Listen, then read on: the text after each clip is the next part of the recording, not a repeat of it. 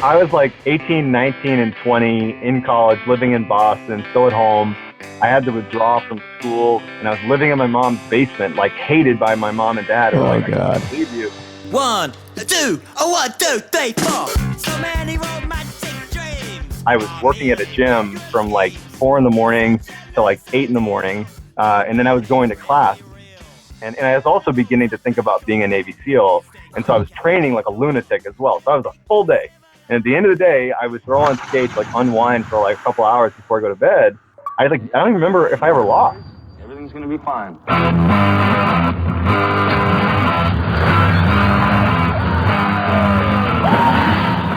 And I remember over the course of maybe 6 months of playing this game, I started getting these little notifications on my TV. There was like one new message. And after a while, it started saying like 70 new messages, 1,000 new messages, 20,000 new messages. And I was like, okay, what is this? And so I go into my like email function, and it was literally like hundreds of thousands of messages, all the way from EA Sports, you're the #1 world ranked player, all the way down to like people challenging me, like you're not even that good, and all this like hate mail, like You think you're so good. You do you, man. I load up the leaderboard, and there it is, my gamer tag, Pedroia1, the #1 ranked person in the world.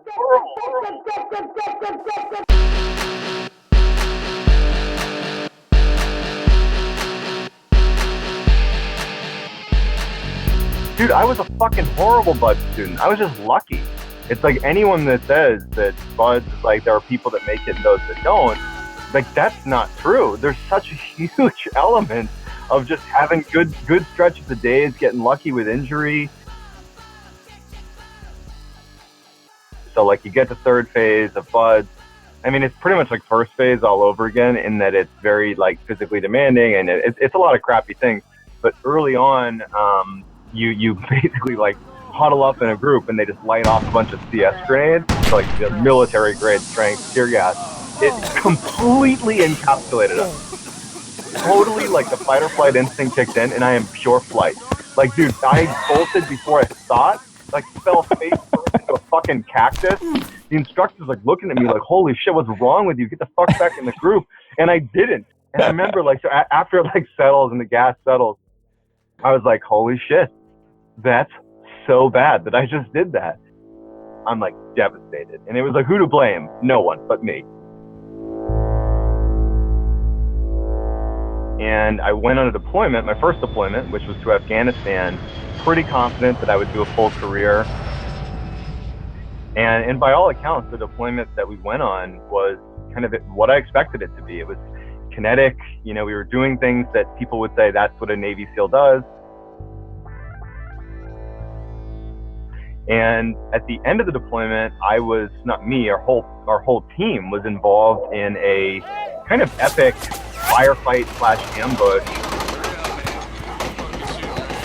that resulted in a grenade, actually a couple grenades, landing next to me and next to my 5 other teammates that were right next to me, and it detonated, and it actually was, you know, flown out through the medevac procedure. I was flown home. Enemy down.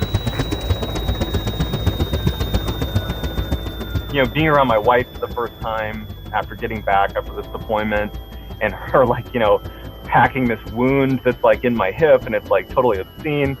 It opened this discussion between us where, you know, what might have been a done deal, i.e. John will do a career, it was not that anymore.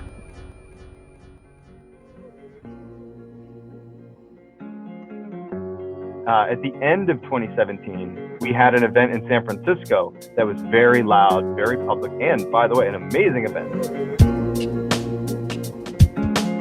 SEALs do not like it when people like me start telling everybody that I was a Navy SEAL, and here's my war story, and here's this, and there is an enormous resistance. People in that community, their gut reaction is that person is exploiting something that they themselves alone did not build. That I came up speak at this beautiful restaurant. There's all these people in the room, and I took the stage, really the center of the room, and I had a microphone. And I've given like 50 of these things, and I remember looking around and being like, oh my God, I can't believe I'm doing this.